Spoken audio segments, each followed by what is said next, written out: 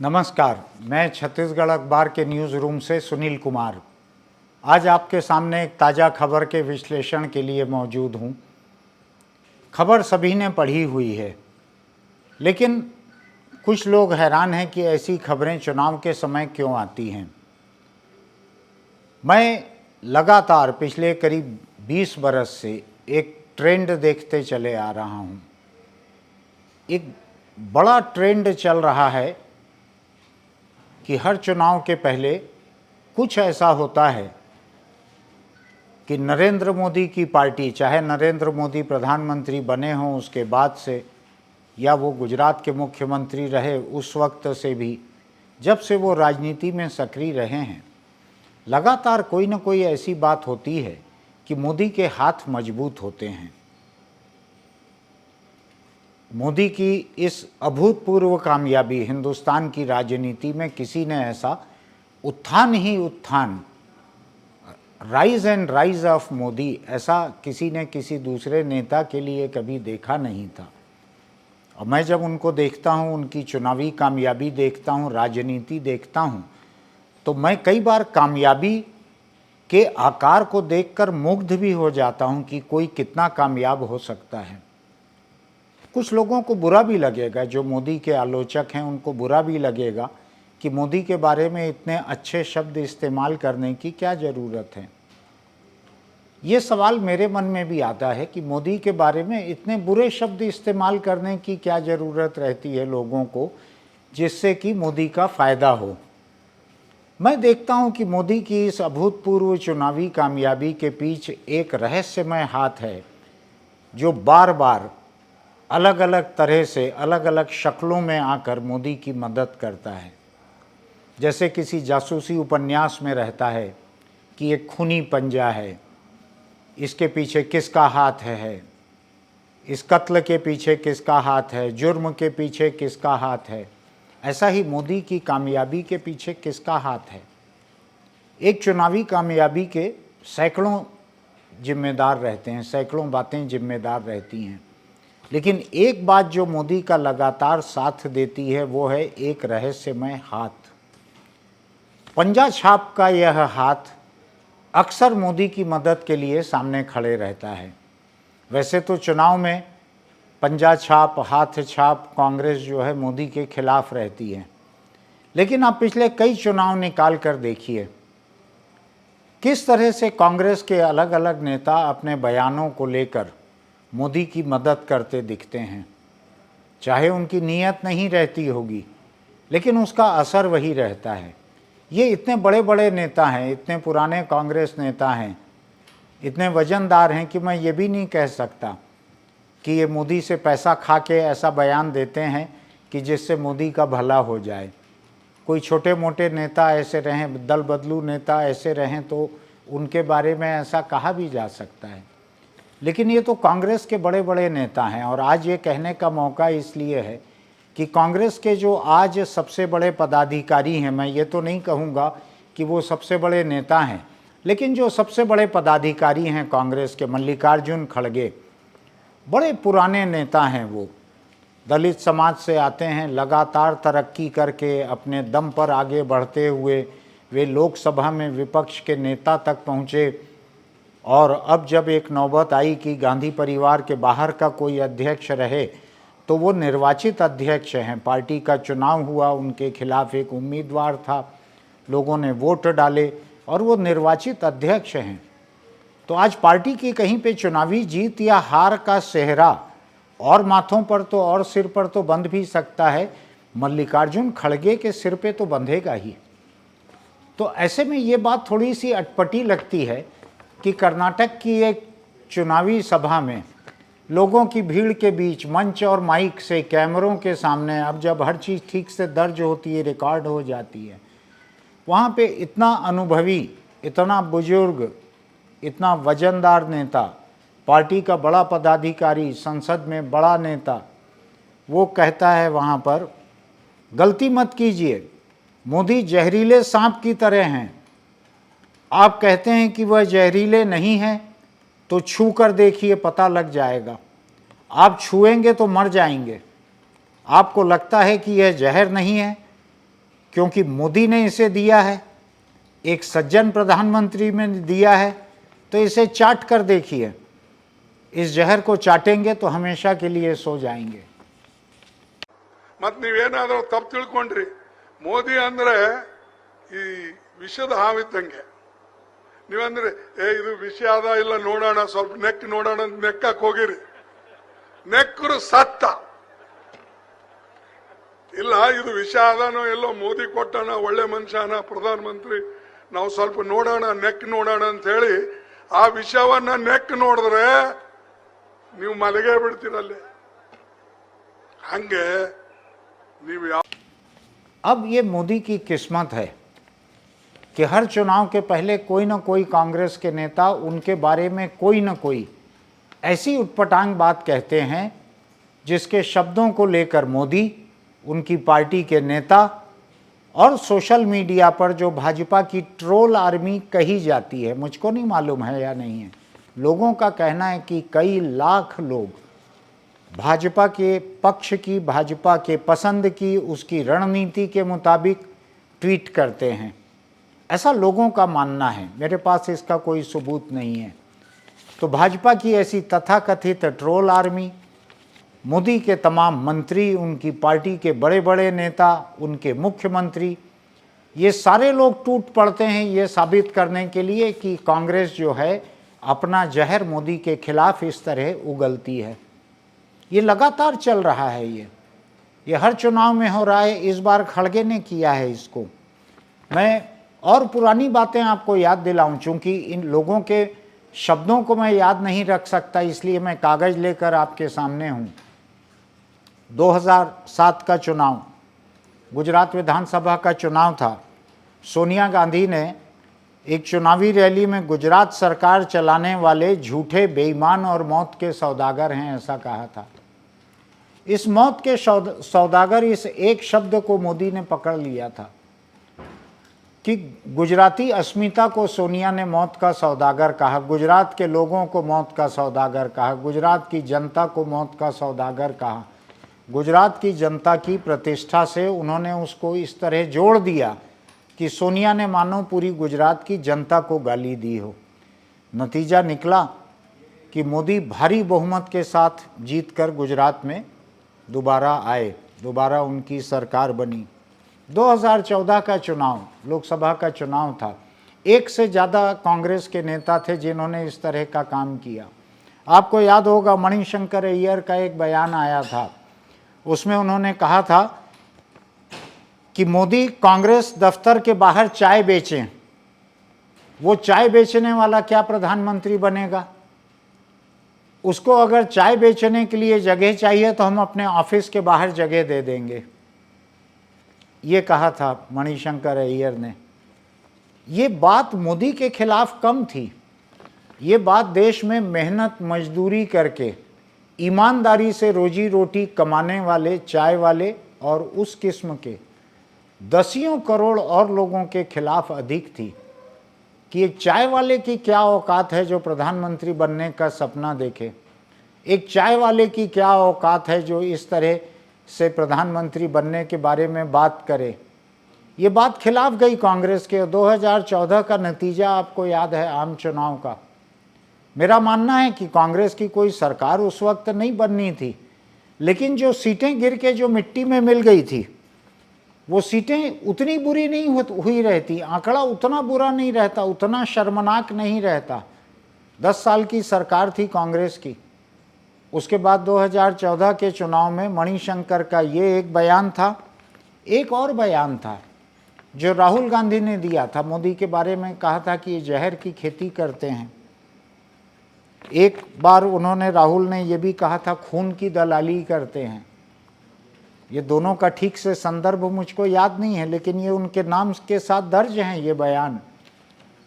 इन बयानों का अपार नुकसान पहुंचता है। क्यों पहुंचता है नुकसान, मैं अभी आगे आपको बतलाता हूं। अभी ऐसे एक दो और बयान ले लूं। 2017 में कांग्रेस नेता मणिशंकर अय्यर ने मोदी को नीच इंसान कहा था। इसके तुरंत बाद गुजरात की चुनावी सभाओं में मोदी ने इसका इस्तेमाल किया। कहा कि कांग्रेस के इतने बड़े नेता ने गुजराती को नीच कहा है, गुजरातियों को नीच कहा है, नीची जात के खिलाफ उसकी नफरत है। कई तरह से इसको एक्सप्लॉइट किया गया, कई तरह से इसको दूहा गया, लेकिन जुबान से निकला हुआ तीर था। कांग्रेस ने मणिशंकर अय्यर को इस नीच शब्द के लिए सस्पेंड भी कर दिया था। बड़े नेता थे सस्पेंड होने वाले, वो राज्यसभा में भी गए थे, मंत्री भी रहे हुए थे, लेकिन सस्पेंड कर दिया था। लेकिन बात तो निकल गई थी, उसका असर कम नहीं होना था और उसका पूरा इस्तेमाल किया मोदी ने। इसके बाद 2019 का चुनाव, राहुल गांधी ने एक चुनावी रैली में कहा कि सुप्रीम कोर्ट ने भी मान लिया है कि चौकीदार चोर है। ये बात हालांकि चुनावी बात थी, लेकिन बाद में समझ में आया कि सुप्रीम कोर्ट ने ऐसी किसी तरह की कोई बात नहीं मानी है, सुप्रीम कोर्ट ने ऐसी कोई टिप्पणी नहीं की है, कोई फैसला नहीं हुआ है। राहुल गांधी की बात सिरे से गलत है और शायद सुप्रीम कोर्ट से राहुल गांधी को माफ़ी भी मांगनी पड़ी थी इस बयान के लिए, ऐसी खबरें मैं अभी देख रहा था। 2022 का चुनाव, गुजरात का चुनाव था, उसमें खड़गे ने वहाँ पर कहा, या तो ये लोग कांग्रेस के अध्यक्ष बन गए थे या बनने वाले थे, और ठीक उसी समय राहुल गांधी की भारत जोड़ो यात्रा चल रही थी। तो खड़गे जो बोल रहे थे बात तर्क संगत थी। खड़गे ने कहा मोदी ये बार बार कहते हैं, पार्षद चुनाव में कहते हैं कि मेरा चेहरा देखकर वोट दो, विधायक चुनाव में कहते हैं मेरा चेहरा देखकर वोट दो, लोकसभा में कहते हैं मेरा चेहरा देखकर वोट दो। आपके चेहरे हैं कितने? क्या आप रावण हो? क्या आपके 100 चेहरे हैं? इस तरह का खड़गे का बयान था। अब मोदी ने उसको अपने ऊपर ले लिया कि मुझको रावण कह रहे हैं, गुजराती को रावण कह रहे हैं, गुजरात की जनता को रावण कह रहे हैं। और खड़गे का ये बयान कांग्रेस को जितना नुकसान पहुंचाना था उतना नुकसान पहुंचा दिया। आखिरी बयान इस सिलसिले में, आपको याद होगा कि राहुल गांधी ने कर्नाटक के पिछले एक चुनावी सभा में ये कहा था, शायद 2019 की बात रही होगी, ये कहा था कि हर चोर का नाम मोदी क्यों रहता है। इसको लेकर सूरत की एक अदालत ने उनको 2 साल की कैद सुनाई, उससे उनकी संसद की कुर्सी गई, उससे उनका घर गया। अब वो दूसरे अदालती मामलों में फंसे हुए हैं। इसी बयान को लेके बिहार में सुशील मोदी ने एक रिपोर्ट लिखाई हुई है, केस किया हुआ है, वो भी अभी चल रहा है। एक बयान से वो इसमें फंसे, इसके शब्दों का जरा सा हेर फेर था। जितने मोदी लोगों के नाम उन्होंने वहाँ गिनाए थे, उनमें से कुछ मोदी सचमुच ही, ललित मोदी, नीरव मोदी, ये लोग अदालती मामलों में फंसे हैं, रुपए पैसे बैंक किसी में फंसे हुए हैं। कहते कहते वो थोड़ा सा चूक कर गए। नतीजा ये निकला कि उसका चुनाव में नुकसान जो होना था हुआ, कानूनी नुकसान हुआ। कांग्रेस देश के मुद्दों को छोड़ के अपने आप को, अपने नेता को बचाने में उलझ गई है। अब मैं केवल कांग्रेस को कोसने के लिए यहाँ नहीं खड़ा हुआ हूँ। अगर आप दूसरी तरफ देखें कि मोदी की पार्टी के लोग, मोदी के सांसद, मंत्री, बड़े बड़े उनके मुख्यमंत्री और खुद नरेंद्र मोदी, ये लोग किस तरह के बयान देते हैं, अगर आप देखें तो आप हक्का बक्का रह जाएंगे। 2004 की बात थी, कोई यात्रा निकाल रहे थे लाल कृष्ण आडवाणी, उसमें मोदी ने सोनिया गांधी को जर्सी काऊ कहा, जर्सी गाय कहा। बाद में उसके लिए उन्होंने माफ़ी भी मांगी शायद। इसी तरीके से राहुल गांधी के लिए हाइब्रिड बछड़ा कहा। कभी उन्होंने सोनिया को कांग्रेस की विधवा कहा, कभी उन्होंने शशि थरूर की पत्नी को 50 करोड़ की गर्लफ्रेंड कहा। ऐसे कई बयान मोदी की तरफ से आए हैं। गांधी को गालियां देते हुए और गोडसे का महिमा मंडन करते हुए तो भाजपा के नेताओं के दर्जन बयान हैं, कोई कमी नहीं है उसमें। और वो लोग सांसद भी हैं आज भी भाजपा के। अगला चुनाव जो होगा आम चुनाव 2024 का, उसमें भी उम्मीदवार रहेंगे, उसमें कहीं कोई कमी नहीं है भाजपा की तरफ से बयान देने वालों की। लेकिन चूक कहाँ हो रही है कांग्रेस की, उसके तरफ मैं बात लाना चाहता हूँ। दिक्कत यह है कि मोदी की कही हुई जितनी ओछी बातें हैं, भाजपा के नेताओं की कही हुई जितनी घटिया या गंदी बातें हैं, उनका फायदा उठाना कांग्रेस की ताकत में नहीं है। कांग्रेस के पास सोशल मीडिया पर ऐसी ट्रोल आर्मी नहीं है कि वो इनका फायदा उठा सके।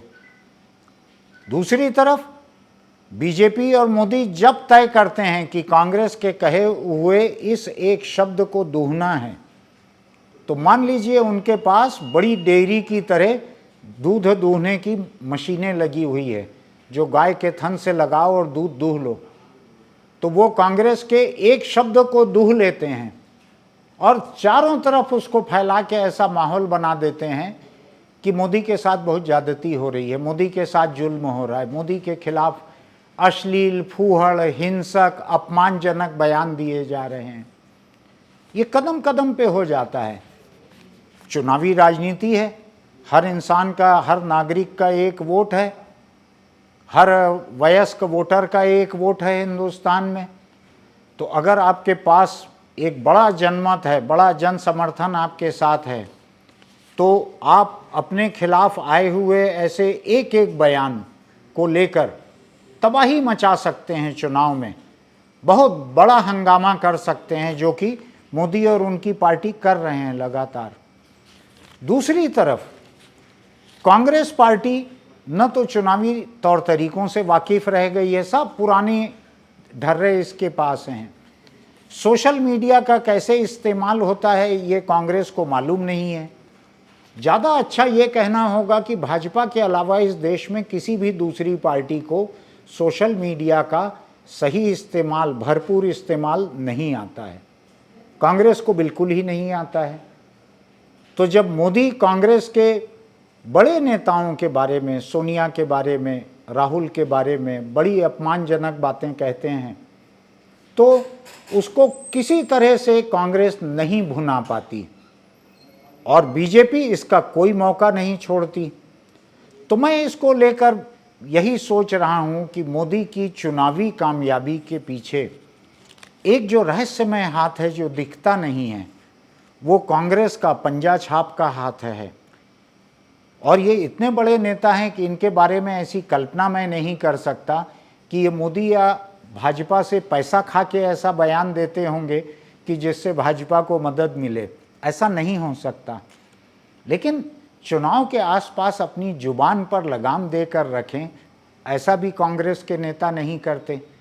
दूसरी तरफ यह है कि भाजपा के नेता जो हैं वो चुनाव या बिना चुनाव के भी लगातार इस तरह की बातें कहते रहते हैं कि उनको लेकर अब लोगों का एक बर्दाश्त हो गया है कि ये तो ऐसा कहते ही रहते हैं।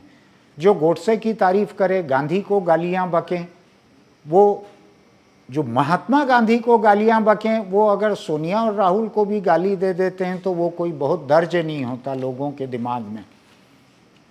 तो कांग्रेस को अपने घर बैठकर ये सोचना चाहिए कि इस तरह के जितने बयान हैं ये चुनाव के मौक़ों पर क्यों आते हैं, इस बारे में सोचना चाहिए, इससे क्या नुकसान होता है। और जब कांग्रेस के खिलाफ बहुत गंदे बयान आते हैं, जब सोनिया गांधी को बार बाला कहा जाता है, बार डांसर कहा जाता है, जब वेट्रेस कहा जाता है और जितने तरह की गंदी बातें हो सकती हैं सब कही जाती हैं उनके खिलाफ, कांग्रेस कभी लोगों तक उस बात को लेकर नहीं जा पाती कि हमारे नेता के बारे में इतनी ओछी और गंदी बात कही गई है। तो इस बारे में कांग्रेस को भी सोचना चाहिए। आप भी सोचिए और मैं तो सोच ही रहा हूं, तो मैं इसको लेकर आपके बीच यहां पर मौजूद हूं। अगली किसी खबर को लेकर आपके बीच में फिर रहूंगा। तब तक एक छोटा सा अनुरोध, आपको हमारे वीडियो अगर पसंद आते हैं तो आप हमारा YouTube चैनल सब्सक्राइब कीजिए, उसकी कोई फीस नहीं है। फिर मिलते हैं।